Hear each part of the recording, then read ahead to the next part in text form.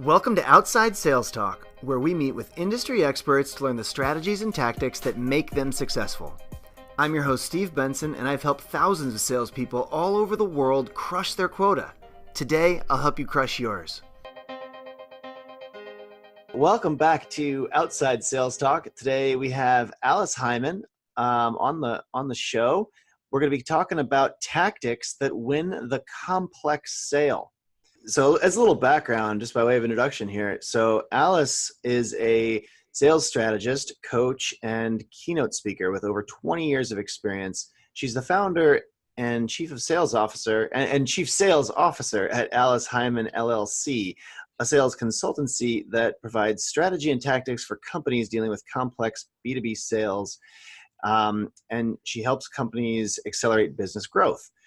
Her sales career started actually in her family business, which you've probably heard of, the Miller Heiman Group, and she was a director and a sales trainer there.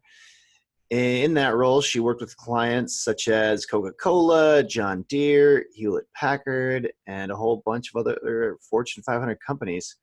When the Miller Heiman Group was sold, Alice started her own sales consulting firm to bring the knowledge that she gained to smaller, high-growth companies. So that's the background. Really cool. That's quite a resume, I must say. So why don't we jump into some questions? We have a ton to talk about today, given the books you've written, and some of these topics the topics you discuss are right on point for our listeners. So first off, what are the characteristics of a complex sale, and how would you define this unique sale?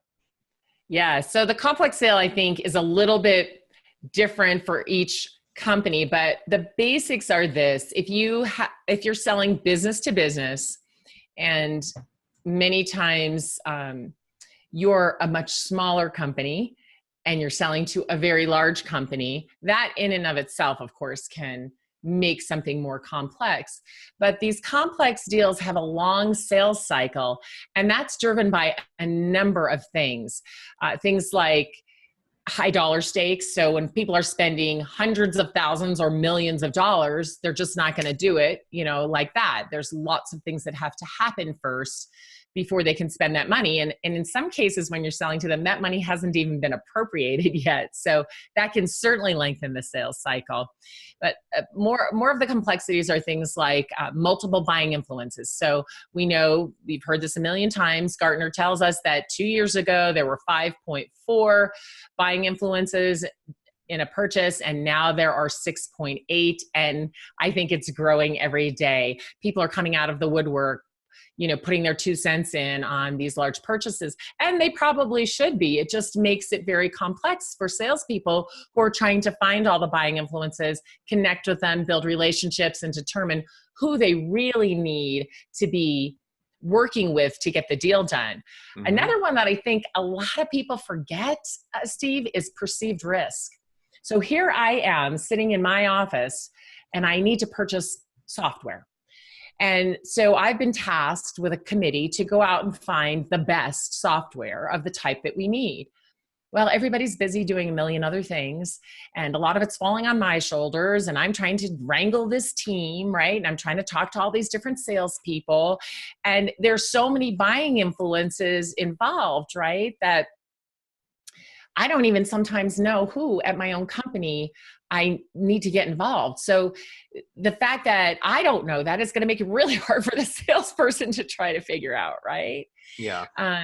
So the multiple buying influences each have their own perceived risk. So I might be thinking to myself, as I'm leading this charge, what happens if I make a bad decision? What happens if I steer my company the wrong way? What happens if we purchase this and it doesn't work? If I'm a huge company buying from a small company, and they, I say, well, this is the best choice, and they buy, and then that company goes out of business or something, I'm fired, basically. Right. So there's this risk with all these multiple buying influences, and each one of them has their own perception of what that risk is and making a decision. And Steve, what that's driving, which is making all of us crazy, is no decision at all. Right. They'd rather live with the pain that they know, right?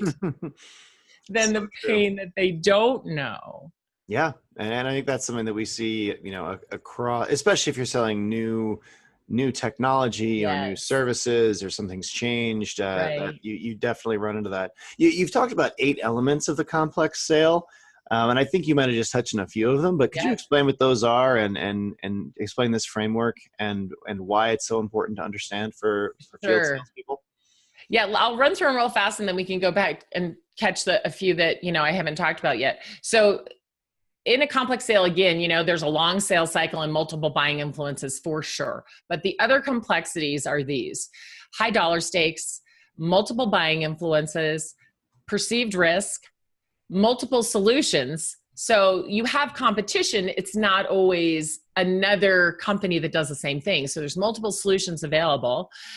Technical and integration complexities. With a lot of what we do today, once they buy it, we still have to make it work. And so during the buying process, IT is going, I don't know if that's going to work. Is that going to integrate with what we already have? So that's another one.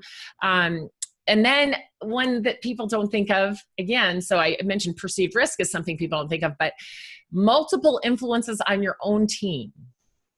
So at my own company, I have a lot of people I have to deal with to get a sale closed. I have to go to accounting and I have to go maybe to the CEO for a signature. Or if I want to change something, I've got to go to the technical team and ask them if that can happen. And I've got my manager. So on my own team, there's all these people Right. who are involved.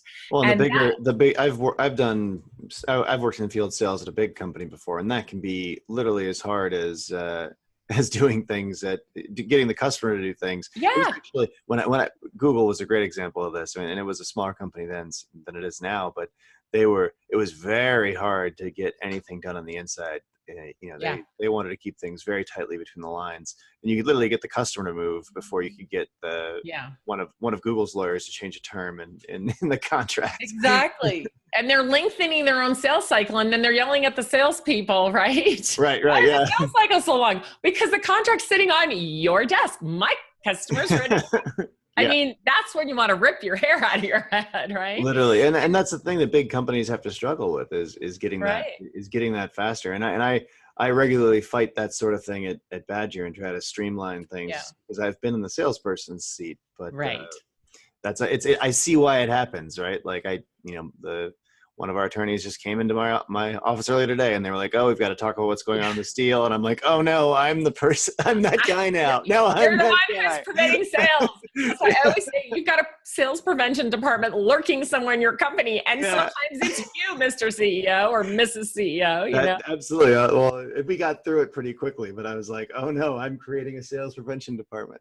Yeah, exactly. Yeah. And so then the last one is just other things that might be unique to your sale. So, there's basically those 8 things are making it hard for salespeople to get these deals to move faster. But I will tell you the number one thing of anything is that most salespeople are very poorly positioned with the buying influences. So we know there's 6.8 of them, right? Mm-hmm, mm-hmm. And most of the salespeople, all of those people on the CC line of the email that you. Oh boy, and it's hard to tell which one of them are actually really going to be involved, and who's the economic buyer. The one that's going to really be able to move the funds around if that's needed. Mm-hmm. But salespeople, I at one point thought about creating an algorithm where when I would, because I'll be pulled into a deal at Badger once it's a certain size or if it's a certain type of customer or whatever, and it's like, oh, we want to meet the CEO, and so the more people that are on that CC email, the more I should just count that as a month longer in the sales in the sales cycle. Yeah. Like, oh, I see there's 12 people on this email for this next meeting. Oh, I bet this is going to be a year before we get this done. No, it's true because you've got all this input and these people all have to come to consensus in order to buy from you. So I think if salespeople really want to, I call it conquer the complex sale rather than mastering it, because, we're never going to really master it because it's changing all the time. Mm-hmm. So I'm not sure if this is something you've addressed before, but one thing that jumps off the page at me while you're saying this is that I've seen this being different in different cultures too. So like, like we've got our business in Europe, we've got our business in America, and then in Asia, and all these different places have such different cultures for this Yes. type of thing. If you're talking to some VP of sales in New Jersey, he or she can often just pull the trigger and do something. They're like, oh yeah, I'll put this on my credit card, done. Right. Whereas if you're talking to like a sales management team in Japan, like it's got to be approved from the very top before they can take action. And I think the culture can be, maybe that's a ninth element, or maybe that tucks under one of your other 8 elements, but culture I've seen jump off the page as being like that really can be different in different places. Yes, if you are doing international sales, it really behooves you to find people who are native to that country or who have spent time there and studied it and understand the business culture, because under the multiple buying influences, that can include culture, absolutely. But that really is, if you look at all of the issues that a salesperson's having, most of them could be solved if they were better positioned. If they knew more of the buying influences, if they knew them better, if they had strong relationships so they could ask hard questions. Our deal has stalled. Something's changed. Can you tell me about that? Right? What's changed at your organization? And as the young people say today, well, everything was going great. Now they're ghosting me. Like, okay. Why are they ghosting you? If you have a good relationship with somebody, they're not going to ghost you. Right. They're going to say to you, listen, the big boss just said, we have to now focus on this. And so you are not going to get a response from anyone on this team because they have all had to shift their focus. Yeah. And this has been put on the back burner. Mm-hmm. Absolutely. And I've seen that happen a million times. So tell me about specific tactics and approaches that outside salespeople need to adapt to successfully close a complex B2B sale. Could you walk us through examples of what that sales process might look like? Yeah, absolutely. This is, in fact, this morning, I was just talking with my sister, Liz Heiman, who's also my business partner. And, I came back from a training, and this is, it's the same problem. And we talk about this with all of our clients every day, right? What is the process? So we know it is what it is. We know it's complex. We know those 8 complexities are there. We know they're lengthening our sales cycle, but what do you do about it, right? So there's a couple of things, and I'm going to start from scratch and then go into what happens if you're in the middle of it. So if I'm starting a sale from scratch that I know is going to be complex for any reasons that, it's a bigger company, it's going to be high dollar stakes, whatever it is. So I'm prospecting a big company that's going to hopefully do a big deal. Then the way I started has to be different. Now, you hear in the marketplace all the time, account-based marketing, account-based selling, account-based everything. Mm-hmm. Wonderful. Just FYI, everybody, that's not new news. Yeah. Okay? I've been around a long time, and if you were doing sales right, you've always done account-based, because what you do is you say, okay, here's my list of companies that I really want to do business with. And of course, they match your ideal customer profile. And you start to do your research. So maybe you have 100 on your list. Start with 10. Take those 10 companies and do your homework. So if they're all in different industries, it takes a little longer and it's a little harder. But lucky for most of you, you probably sell in a vertical, so you can know something about that industry. It makes it a bit easier. But number one, you've got to know the industry that these players are playing in, because things are impacting them based on that industry, their competition, who their customers are, how their customers are changing. So you've got to really know the industry. And then you have to know their company, their products, their services, their value proposition, what their president is or CEO is talking about, what their initiatives are, what their corporate responsibility statements are. You need to understand this company. It doesn't take long. I can do this in 15 minutes. If they're a public company, it's all on their website. And if they're not a public company, a lot of it's on their website. And if you just watch their social media, you can learn almost all of it, right? So you just need more knowledge. Now, there are people who will disagree with me. They just say, take the list, don't spend more than 2 minutes looking up, and start calling. I personally don't agree. I think if you spend more time on the front end, you have a much higher result on the back end. So research the companies, research their industries, and then figure out who the people are. Now, this is the key to getting better positioned. You need to find at least 6 people, and better if you find 10, who have titles who are likely to have some input into the sale that you're making. Now, we don't know yet, because we haven't talked to anybody, whether those people will actually be involved or be buying influences for your sale. We don't know, but we're going to assume from all the past work we've ever done with companies that we need the CMO, and we need the CFO, we need the director of marketing, and we need the VP of sales, and we need the sales enablement leader, and we need the sales directors, so we're going to go find more people and figure out what their names are and what they're about. That's not hard either. You just start Googling for their company page, their about page, and they list their senior people on there. You go to LinkedIn, super easy to find them. Go to Twitter, you can find a lot of them there. Facebook, there's lots of ways to find them. There's also applications you can pay for, software you can pay for, that have all of that information in them, right? And what, I guess, could you name some of that software? I'm guessing you're talking about like DiscoverOrg and LinkedIn Sales Navigator and things like that. Yeah, so Sales Navigator, and of course, LinkedIn's part of it's free, and Sales Navigator is better if you can do that, and DiscoverOrg and Zoom Info. There's Hoover's, which Dun & Bradstreet and Hoover's merged together. There's Sales Genie. They're companies that sell data, and Inside View. Yeah, I like DiscoverOrg for a couple reasons, because the main one is it's human verified. So I feel like I get better, and I'm not being paid by DiscoverOrg to say this. I feel like I get better data from them. Yeah. However, they have limitations too. So most of the companies are using several of these types of data, resources, so that their salespeople can find these things, right? Yeah, for sure. So then you use every means you can to try to get the names and titles of the people who you think are most likely to be involved in this sale. And then you figure out an approach. How are you going to build relationships with them? And the very first thing you do, which almost everybody forgets to do, so listen up. The first thing, Joanne Black, I'm talking about you now, is referrals, right? The first thing you do is try to find someone who can refer you, which means give an introduction.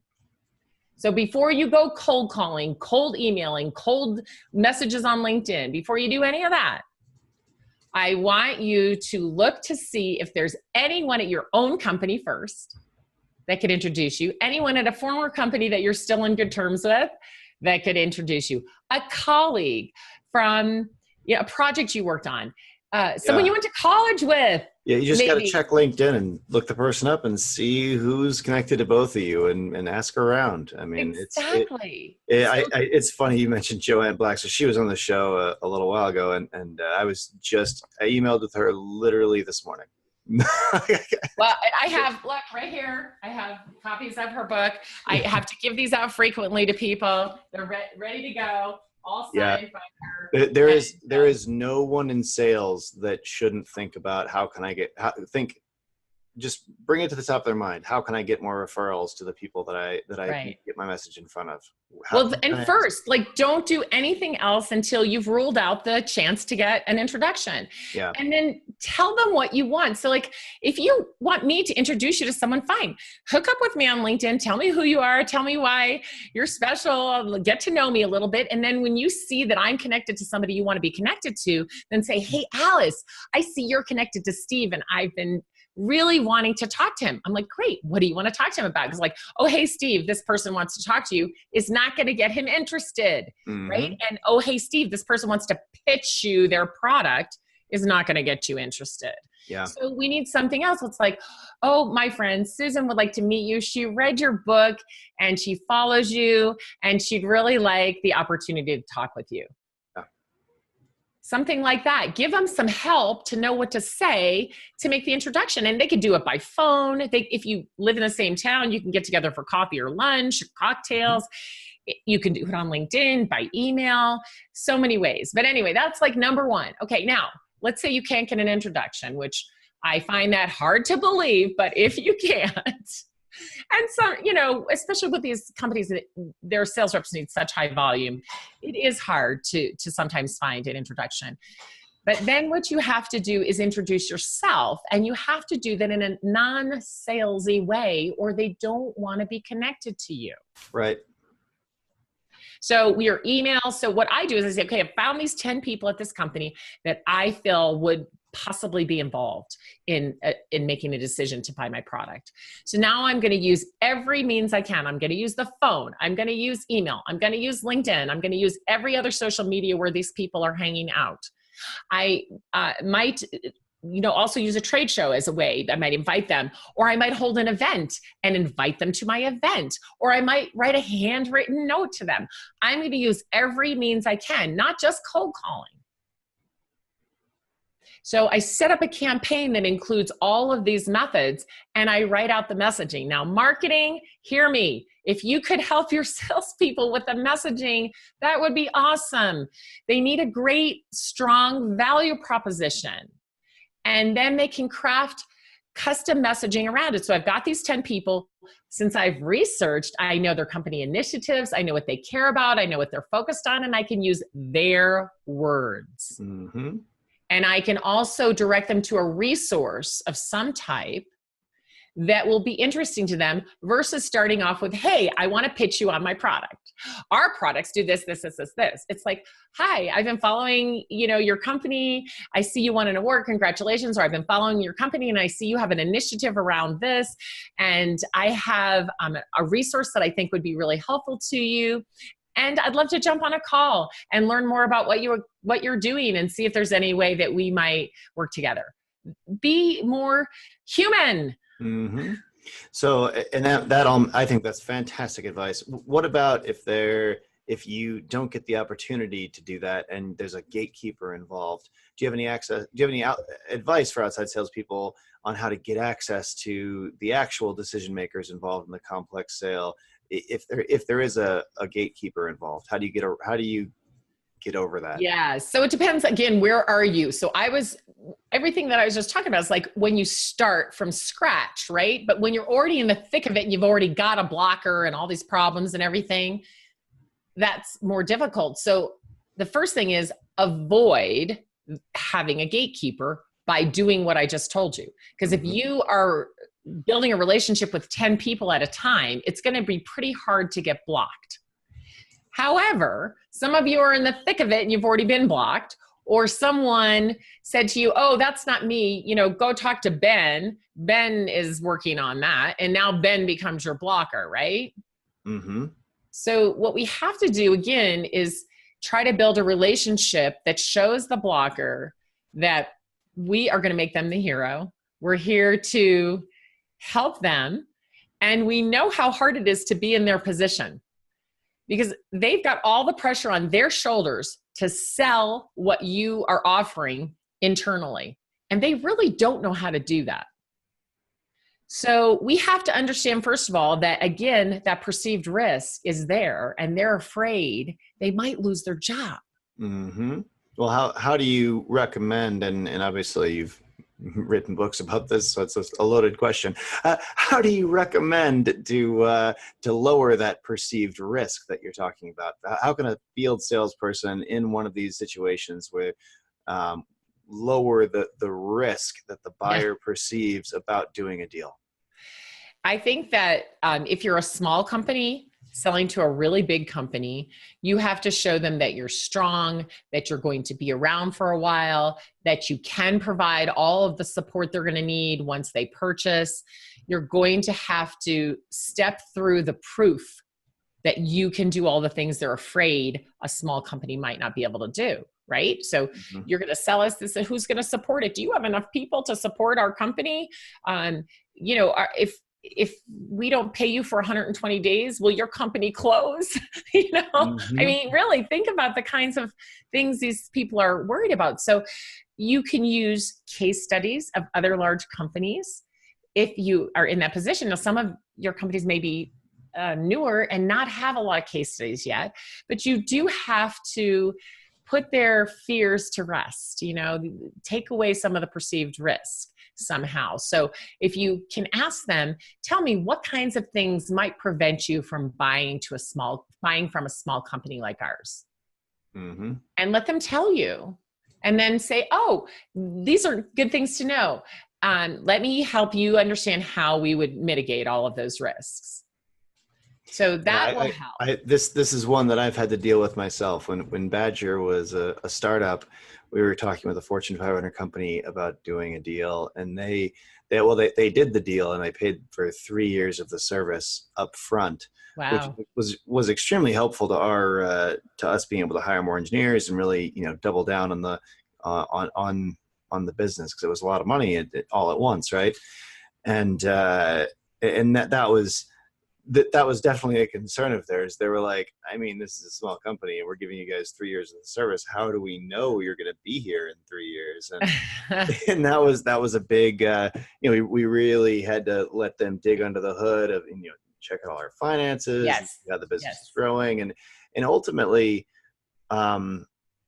I think the way we ultimately got around that was we created one of those situations. I forget what you call it, but it's like a lockbox type situation where if we went out of business, we signed a contract that it's like, well, if we do go out of business, we're just going to give you the code, and you own, like, if this should go bankrupt, you just get the code for it, and you can spin it up on your own servers, and so you get it for free forever then. And they were like, oh, well, that's good. Like, they're like, we hope you don't go out of business, but that would be easier if we could just have it. Well, it was a great solution. It's a service. Like I forget what it's called right now, but it was like there's a company, there's companies that will just like hold a version of your code, and even if you just get hit by an asteroid, they've still then they're like, they can go to that company and be like, hey, they got hit by an asteroid and we can't even find them. They're in like Hawaii or something. Can we have that code, please? And they'd be like, yeah, we'll try to get a hold of them. Nope, can't get a hold of them. Here's the code. Yeah. So that's great. That's the kind of thing that you have to be able to do, or you have to be able to take, give them a money back guarantee, or put their money in some sort of escrow account until you've delivered, or you've got to do something. I think that's actually what it was called. It was like a software escrow company. Yeah, possibly. Yeah. I think that's a great idea. That's the big word that I couldn't remember. Escrow. But Steve, salespeople don't always have control over these things. Right. It's the people like you, the owners. So when they're coming up against all of these kinds of objections, I highly recommend they come back to their team and say, hey, these are the objections we've been hearing out in the marketplace. Let's work together to solve these. And then we can go back out and say, okay, we've solved that. Can we talk again?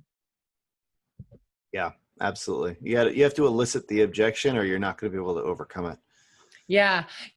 Earlier you asked me about, like specific things that salespeople can do within these complex sales. And I started with, when you're starting from the beginning, right? But right now, these salespeople who are listening are probably in the thick of it, and they have one or two contacts, and the deals aren't moving forward, or somebody's ghosting them now, and they're stuck. Yeah. What do you do when that happens? How do you unstick it? Right. How do you unstick it? Right. Well, I'll tell you this. It's hard to have a storm with one brain. So you got to go find some other brains and you got to brainstorm. You just simply cannot do it yourself. But we still have companies who have just individual contributor salespeople out there trying to knock down these huge companies on their own. Those days are gone. We need to stop selling that way. We have to put teams against these big companies. And even if there's still a main salesperson who's responsible for going out and building those relationships, there's a team of people helping to research and listen to the marketplace and feedback. And have strategy sessions with that salesperson. So they have a brainstorm, they can say, okay, you're stuck. There's these two people. And they can start asking questions like, well, who else do you think might be involved? And then start digging around on all those sources we mentioned earlier and find 5 or 6 more people. And then talk about, well, okay, these 2 people are the ones you've been talking to, but they're ghosting you. So what if we contacted these people? What would the approach be? What would we say? Since we've already talked to these 2 and we're afraid to make them mad, but we need to go around them because they're not responding. So at some point you have to ask yourself, what have I got to lose? Yeah, one thing that I coach my sales team on is I'll have them bring me into a deal and match me up with an executive on that side. So there's the person who is kind of the driving the deal from their side, and there's our salesperson who's driving the deal from our side, and there's our people who help them get the stuff running and going, and then there's the more the technical or IT people on their side that work with that group, and then I'll have them match me up with an executive on that side. And then if anything goes sideways at any point in that, anyone else can reach out to their kind of the person who they've been introduced with, and they're managing that relationship, and ping them and see what's going on and keep the ball going. And we've done that. We've done that a bunch of times. Where they're like, hey, this is kind of stuck, and then Steve, could you reach out to the person that you met on that call and ask them how things are going and see if they want to meet. And you can often get information and see what's going on and try to elicit the objections. You can overcome it at that point. Another thing that we'll do that's been really effective is we'll send people a breakup email. So that's like where we're like, it's like a John Doe letter, right? Where like, and we'll send them a letter being like, hey, it seems like maybe this isn't a priority right now. Is there maybe, in the future, let me know if this is, circling. I forget exactly but we've got like a templated, like nice breakup email. It's very polite and very professional and very like, no big deal if you don't want to do this now, but later, like, or if you don't want to do it ever, like, I forget how they word it, but having like that just at the salespeople's fingertips. If something has gone cold or they're being ghosted, that can be a really effective way to elicit like, oh, hey, no, we still want to do this. This is obviously still a priority. This is still a problem for us. It's just, this thing over here set on fire. And so the team's been dealing with that right now. And I've just been, this is kind of on the back burner, but we want to do it in Q3, so that's been powerful. So, those 2, the teaming up with at multiple levels, like you talked about, and then also the breakup email are 2 of my favorite things to unstick a stuck situation. Yes, both of those are very valuable. And I use some words like, well, the timing may just not be right now, but would you let me know either way so that I know the appropriate way to follow up with you? Everybody always wants to be appropriate. That's one of my favorite words in the world. I mean, and seriously, like, who's going to balk at that? I mean, I always get a response when I do that. They're like, oh yeah, we've been so busy. Thank you so much for your great follow-up. Yeah, would you get back in touch with us in a few months? We'd really appreciate it. But the problem nowadays, and especially using AI, not that I'm against it, but it's like we send out these masses of emails that are really just so not customized, right? And people are just deleting them. So of course you're not going to get a response, right? We have to be humans, and the AI can help us be more human. And to customize, we have to start any communication we have, and it's got to about the other person. Start the communication about the other person, about what they need, about what they care about, offering them something helpful, right? And then you can move on from there, because what they want to see is that you're just not going to try to pitch them immediately. And why would you? Why would you waste your breath? You don't even know if they're a prospect yet or not. So like, let's just build relationships, because maybe they can't buy from you, but if you build the relationship the right way, they might tell someone else about you and introduce you and say, we can't really use what this firm has, but the salesperson is fantastic, and I think you could use it. I just wanted to introduce you. Absolutely. I've had it happen, but not when you send spammy emails that are all about you, your product, your company, your services, and nothing about the other person. Yeah. And I'm sorry that your AI is building those kind of emails for you, or your marketing team, or whoever's doing it. I'm really sorry, but don't do it. Don't tell them no. Go and say, this is not the way to do it. We want to get qualified leads.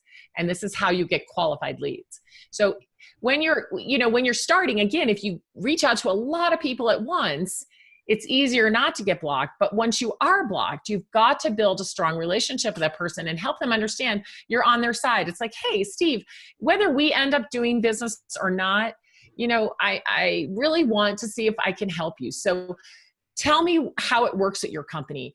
What's the buying process like? Who are the other people who are going to get involved? And what's the best way for you and I to help them know? I've got one client that loves to do videos. They're great at it. So when they get a person who's telling them, oh, just only talk to me and I'll kind of guide you, but you can't talk to this, but whatever. That person, again, doesn't know how to sell for you internally. So make a video. Hi, guys. I was talking to Steve.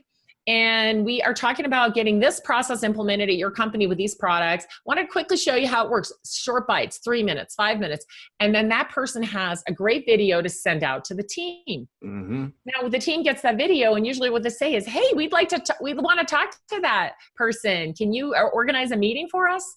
Yeah. What a great way to empower your sponsor at a company is giving them using video. And I think very few people are doing this well. Right. Right. Wait, one thing you just brought up there that I want to dig into a little more is, in complex sales processes, I think often marketing and customer support and the sales team can all trip over each other because they're all going after the same account and in different touch points in different ways. What would you say the key is to developing a common process to present a unified voice to the buyer? Yeah, that's so important. And I'll tell you, it's interesting. I just listened to a podcast on this the other day. I can't even remember who. Oh, I think it was Donald Miller's podcast. He does a podcast. His company's called Story Brand. And he was talking to somebody who wrote a book about handing off the customer and how that works. And I think that communication is what's lacking. There's process and communication. First of all, we need to build the process and follow it. And that process has to involve the proper communication.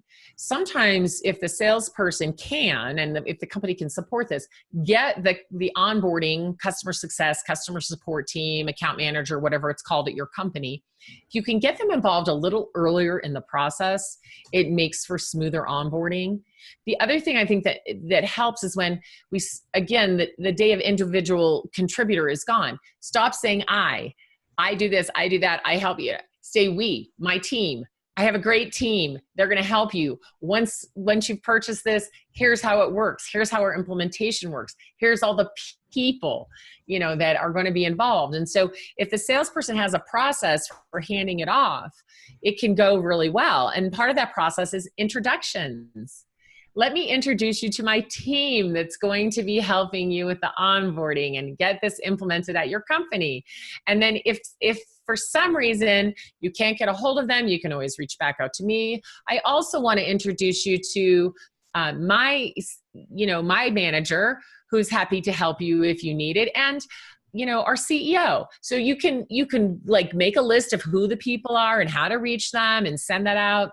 You can have the CEO, like yourself, write a nice welcome aboard message and get that out. That's another way, once you've closed the deal, even if you haven't been at the higher level, another way to get to that higher level once you've closed the deal is have your CEO send these welcome messages out to all the senior people. We're delighted to be working with your company. I want to know that you can reach me personally. We're going to be providing you with some stats and results or whatever it is that you do once you implement. So I think that handoff needs to improve because customer retention numbers are abysmal. Yeah. And people are bringing them in the front door, at a great pace and losing them out the back door at a faster pace. Mm-hmm. It doesn't work.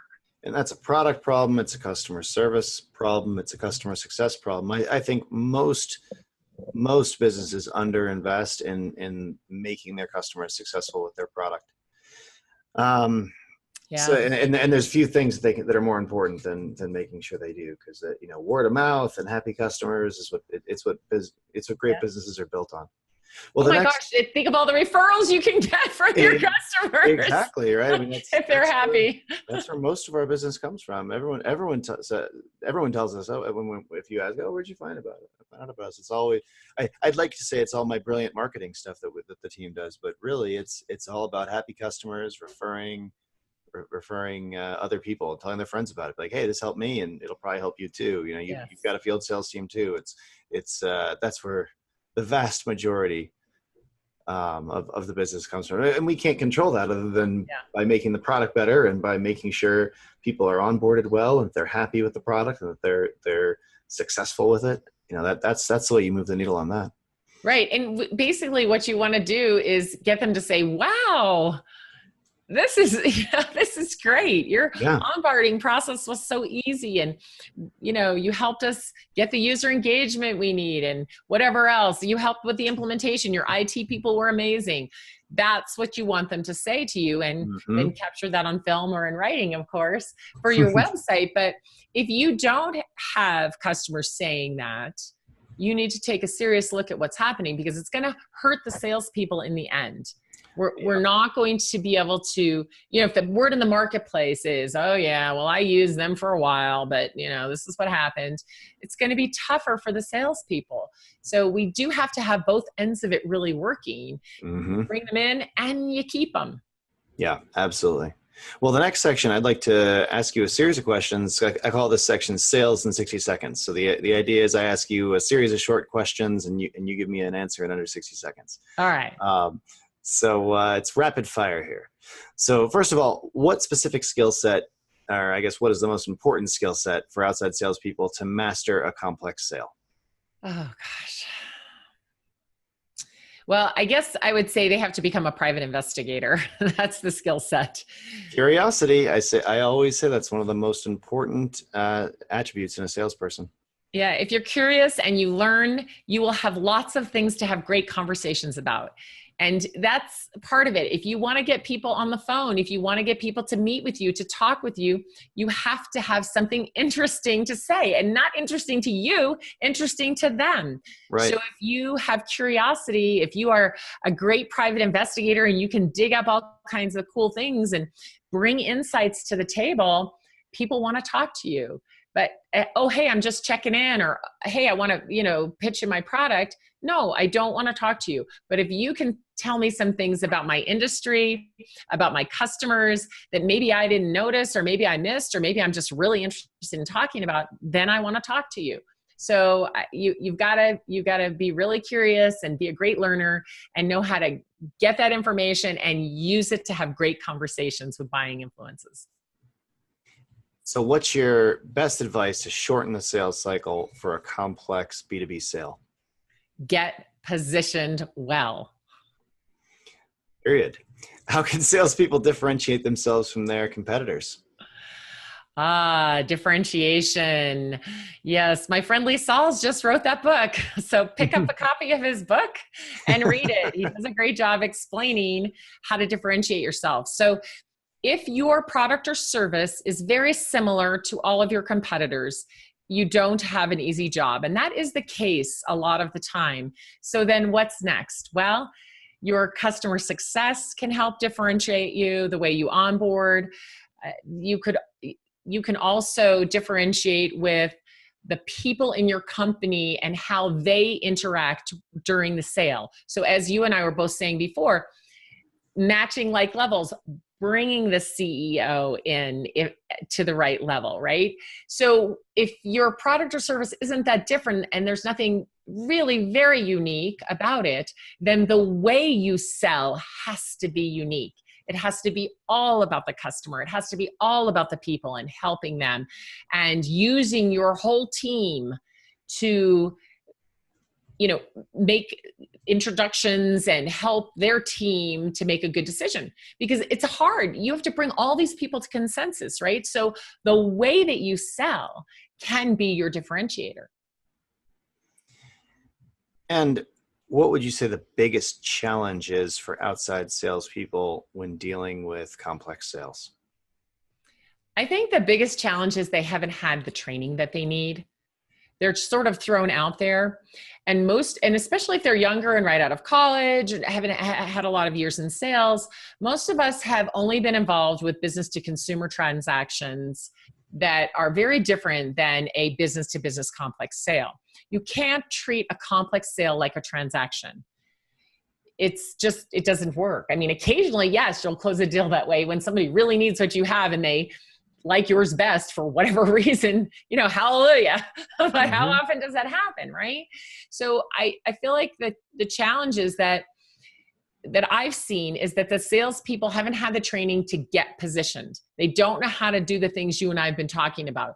And to get positioned properly, you have to have a great value proposition, and you have to understand your customer, what's inside their head, and you have to understand what to talk to them about. So if I've got to talk to a CMO and a director of marketing, a VP of sales, and a CFO, they all have something different that they're thinking about for their company and for this purchase, and just as a human being. And if I don't understand what's on their mind and I'm just thinking about my product and service, how can I communicate with them? So I think that we have to teach salespeople how to do this. It's just critical that they learn how to approach people and build relationships with them for a complex sale, which means lots of people who have all this different perceived risk, who all are afraid they might lose their job, and they all have different reasons for wanting a solution or not wanting a solution. And we just don't give our salespeople enough tools to manage that. Well, I guess as a final question then, what should the field salespeople listening today do as a first step to win more complex B2B sales? Take a step back and just remove yourself from your day-to-day. Get in a place where you're not going to have a lot of interruptions, or any interruptions if possible. And take a look at what's in your pipeline or funnel, as I call it. Look at the deals that are most important to you. Maybe they're the biggest deals. Maybe they're the most prestigious deals. Look at those deals and just ask yourself, how am I positioned to close this deal? Do I really know the right people? Do I know enough people? Do I know the right people? Do I know what they're thinking? Do I know what they're afraid of?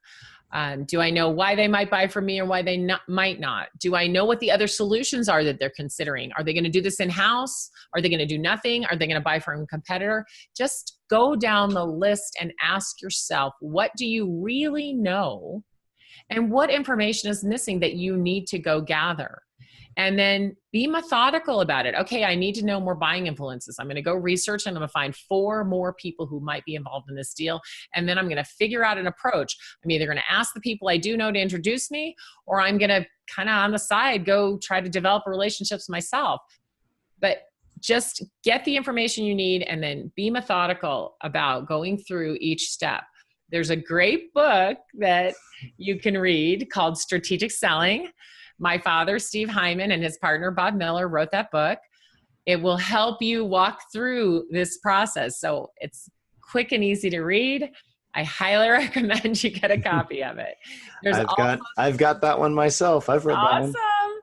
There's a few blog posts. Mostly I write for the sales leader or the business owner, but in the blog posts that I have kind of these step-by-step instructions about how to do this. So take a look at my blog and kind of search through for different terms about prospecting and buying influences, and there's some information there too. All right, well, we have covered so much cool material today. I'm going to do my best to summarize it in 1 minute here. So first of all, some of the characteristics of a complex sales are they have a long sales cycle. You deal with multiple buying influencers. There are about 6.8 on average involved in a sale today. There is a different perceived risk for each of those buying influencers. There are high dollar stakes in these complex B2B sales. There are multiple solutions available, meaning you have competition. You have to deal with technical and integration complexities, and you have multiple influencers within your own organization.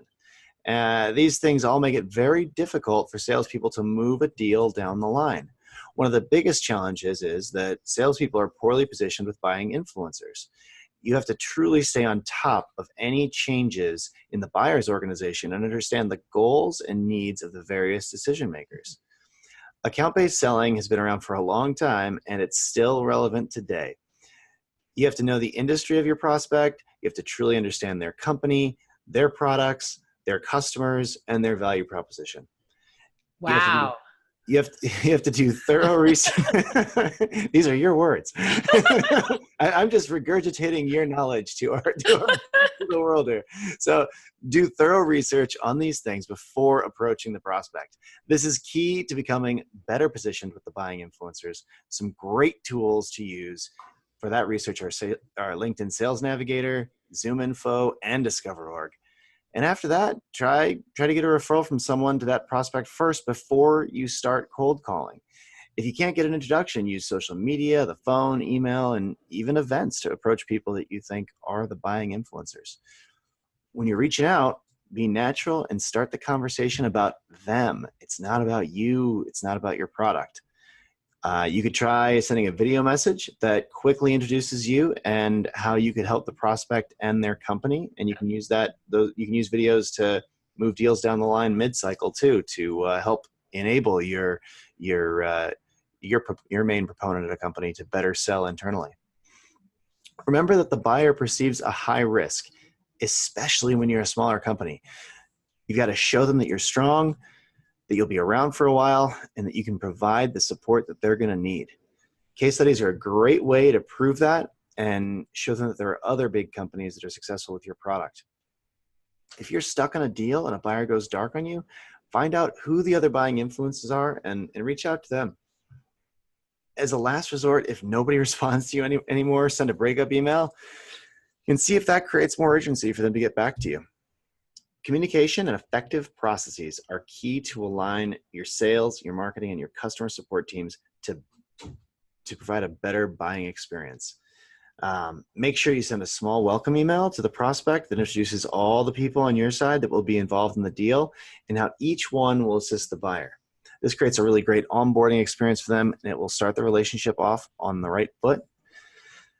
Being curious and willing to learn about the buyer, their organization, their customers, and their industry is key to handling complex sales successfully and building great relationships with your buyers. Differentiate yourself with the way that you sell. Make it about the customer and focus on the people you work with. As a sales manager, it's important to enable your salespeople to get positioned properly by helping them understand the different buying influencers. To get started today, look at the deals that are most important to you and ask yourself, how am I positioned to close this deal? Do you know all the influencers and their various goals and challenges and the risks that they perceive? If you're not well positioned, get the information you need to move the deal forward in a strategic approach and become a private investigator. So that was a lot. I don't know if I got that in under a minute, but we covered a lot of topics here. Summary. Wow, you are good at that. Awesome. Thank you.